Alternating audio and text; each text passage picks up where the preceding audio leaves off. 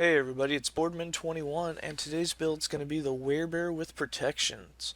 So recently we made a video about armor and protections versus health and how armor and protections actually outweighs health, straight health on items if you have other things that you can stack with it. And to really test it, we were going to get into the Werebear, one of the highest armor protection procking through passives and skill trees that you can get, and we wanted to see how high we could get it and if that was better than if we had pushed for straight health. Now, I have done a werebear with straight health before, and we had 3,500 health. At the time that we had that, we pushed, I think, around wave 280 in the arena, and now we went straight armor and procs. We still have, 866 health, so it's not horrible.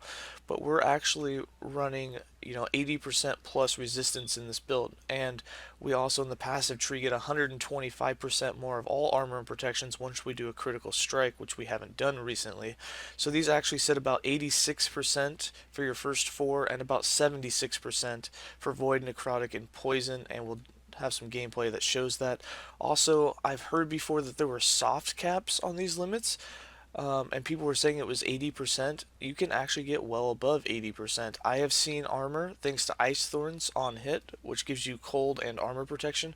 I have seen my cold and armor protection get up to 95%. So I know that you can get at least to 95% damage deduction on your armor and protections, which is a crazy amount. If you were to stay at 90% plus, you would just be taking no damage. But on the note of taking no damage, the only thing I've noticed that actually is hitting me hard is Death Screech, and I don't know how. It's necrotic, and we had 76% reduction of damage for it, but it will still kill me in about 1 second, which is ridiculous. So we just stay away. That's the only mob you have to worry about with this build. Everyone else you can face smash. So getting into it, let's go through the skills real quick and how we have them set up. We have Entangling Roots. Entangling Roots is set up for maximum duration. We don't care about mana efficiency because on this one, it's going to be cast automatically whenever we roar.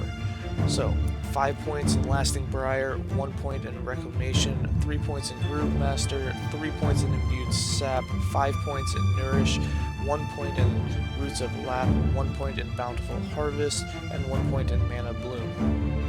Then we have Swipe, which we have 1 more point to put into, and it's going to go into Way of the Hunt. So we'll have 5 points in Way of the Hunt, we'll have 4 points in Battle Howl, 1 point in Aspect of the Panther, 2 points in Frenzy, 4 points in Feline Hunter, and 4 points in Apex Predator.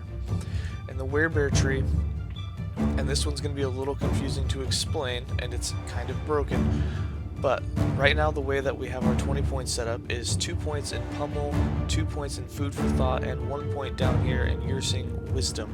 And this is for huge mana efficiency, so when you have Entangling Roots, which increases the cost by 15, which usually puts you around a 22-23 mana cost, once you take this Node War, actually only costs 5 mana, and you're easily getting more than that back from the roots itself because it's regenerating your mana. So with that being said, you actually gain mana while in Werebear form just from roots. We also have 1 point in Thick Skin, 2 points in Ironhide, and obviously 1 point in Woodland Bear. We have 4 points in Yursing Heart, 1 point in Wizened Claws, and 1 point in Starclaw. Now, before you turn into Werebear, this node is actually snapshotted. So whatever points you have in this at the beginning when you transform into Werebear is what you get. So we actually had 6 points in this, transformed into Werebear, and then took 2 points out to put up in these two. The same thing works for Yursing Wisdom. Unfortunately, when you unproc, you unspec from this, you do take the points out, but it keeps it. So you still don't get the health regen, but you gain the mana efficiency, and then you can put these points in something that's not snapshotted, like Rip and Tear or Hightail. Then we have the Bear. Actually, one last thing on the Werebear form, that's likely to get fixed in the future, so even though it works now, it probably won't work forever. So take advantage of it, I suppose, while you can now. We're taking advantage of it so we can still get some good damage while testing the maximum armor and protections.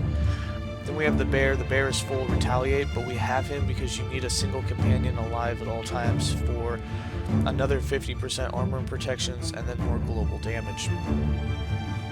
So we have 1 point in Lacerating Claws, 1 point in Thorn Bear, 2 points in Barbed Thorns, and 5 points in Nightshade Bear. We have 5 points in Thick Hide, 1 point in Retaliatory Thorns, and 4 points in Tearing Thorns. This gives you a 100% chance to bleed, and poison every time he takes 30 damage and casts out thorns. And then we have Ice Thorns. It was a toss-up between doing Ice Thorns and Thorn Totem, since we're proccing Thorn Totem and it's really nice to have 5 pop up. But we went with Ice Thorns because, again, this meme build was just to do armor and protections, and Ice Thorns gives you a lot of armor and cold protection. So the way we have it set up is 3 points in Dagger Thorns, 2 points in Bramble Armor, and 4 points in Spell Thorns, so that you have a 40% chance when hit to cast Ice Thorns. Ice Thorns then turns into a shield, 1 point in Anaphomia, 1 point in Thorn Shield, which makes it into a shield around, giving you 20 armor and 20 protections for each one. We then put 4 points in Bark Shield, so that's increased by another 80 armor, so we actually get 100 armor and 100 cold protection every time we have an Ice Thorn Shield, which normally lasts for 1 second, but with the 3 points in Eternal Protection, it actually lasts for 1.9 seconds. So when you get a bunch of hits, for about 2 seconds, you have a crap ton of extra armor and cold protection. We also put 2 points into Bulb Shield, so that there's a chance for it to recast. And that's our skills. In our passive tree, we have it set up to where we have 4 points in Primal Strength, 6 points in Survival of the Pack, 1 point in Hunter's Restoration, 8 points in Natural Attunement, and the 1 point in Ancient Call. Now, Leech Life, it works a lot better with this build than when we had 3,500 life. The reason being, we deal so much less damage with the newest patch that having such a little bit amount of life being leeched, the less life you have, the more effective it is. So armor protections totally helps with leech. In Beastmaster, we have 23 points. We have 1 point in Salvergy, 6 points in Lamprey Teeth, 1 point in Ambush, 1 point in Ardor's Loyalty, 4 points in Boarheart, and 5 points in Porcine Constitution, with 1 point in Primal Strength. I would like more points in there so that we're always proccing Aspect of the Boar, but it's set up that way. And 4 points in Nourishing Strength. Unfortunately, we just don't have enough passives to do everything that we want. And 52 points in Druid, 8 points in Soul Attendant, 1 point in Bark Skin, 6 points in Blood Claws, 3 points in Spirit Claws, 4 points in Blossoming Vines, 5 points in Strengthening Bond, 7 points in Woodlore, 8 points in Ferocity, 5 points in Defense of the Heart, 2 points in Forest Fervor, and 2 points in Natural Duality, and that is it.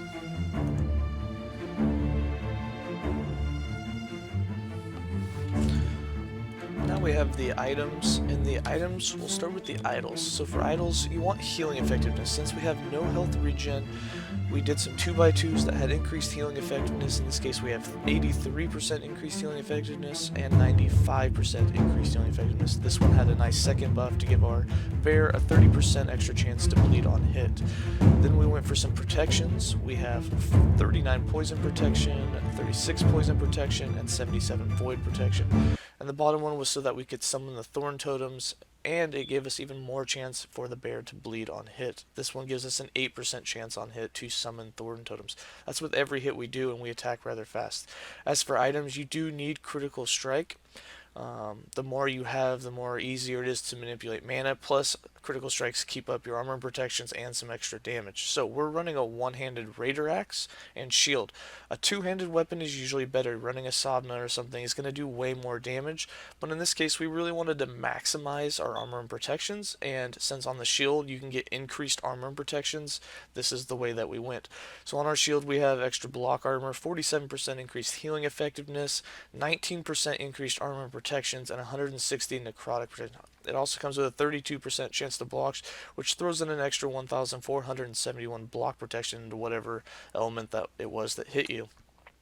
Healing effectiveness is, and it's really nice because the roots is healing you for 75 life per second per patch. We have 3 patches, that's 225 life, and we have almost 400% increased healing effectiveness, which means that every second we're in the patches, it's healing our full health. Almost 800 health is being healed instantly, which is just crazy that your entire life can be filled back up in a heartbeat thanks to all the healing effectiveness that we have. The other items we have is armor protections on the chest piece, 26% increase.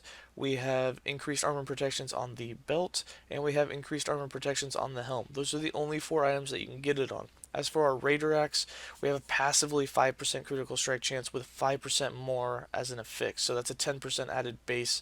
We have increased melee attack speed, and then on this weapon it's not optimized per se for this build. We have blind chance and shock chance on hit. You could do two more affixes. You could do some more void and some more necrotic or more poison resist there and get a couple hundred more points. And then for the amulets, we went with set elemental protection on all four items. So we have set elemental on our amulet, on both of our rings, and we have it on our relic. And then on our boots, we obviously are wearing Edoras Path, and then on our gloves, we went for Glancing Blow, melee attack speed, and in this case we have health and critical strike points. So there is some added health in spots that you could put more resistance, but we don't have too much health and it wasn't hurting our actual percentage. I mean, we're still up at 86% elemental protection, which is crazy. So here's some gameplay of it. I'm going to leave this tab open for a little bit so that you can see what our percentages are. You will notice that we only have 95% Glancing Blow, and yet we are still tanky.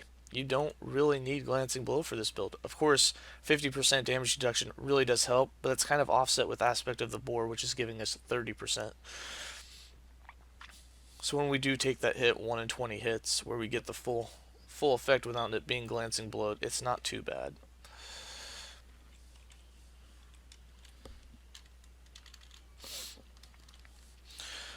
And then as you can see, yeah, we're sitting at 87 of those protections.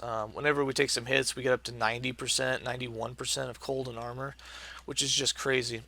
We're also sitting above 80% for void, necrotic, and poison, which is also pretty ridiculous.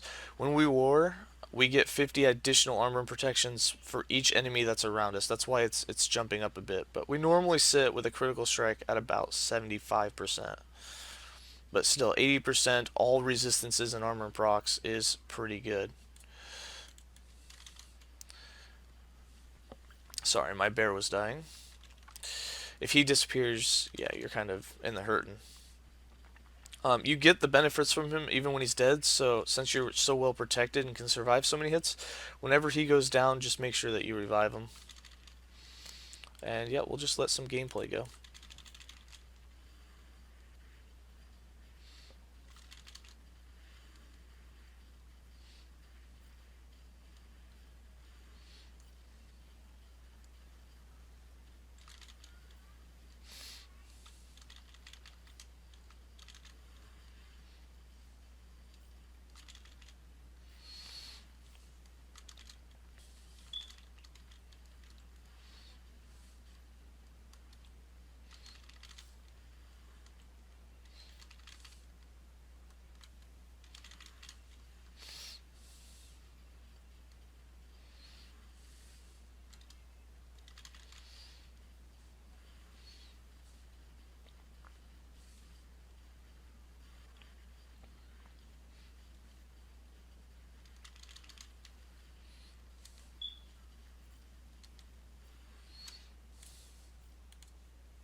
And that's the build.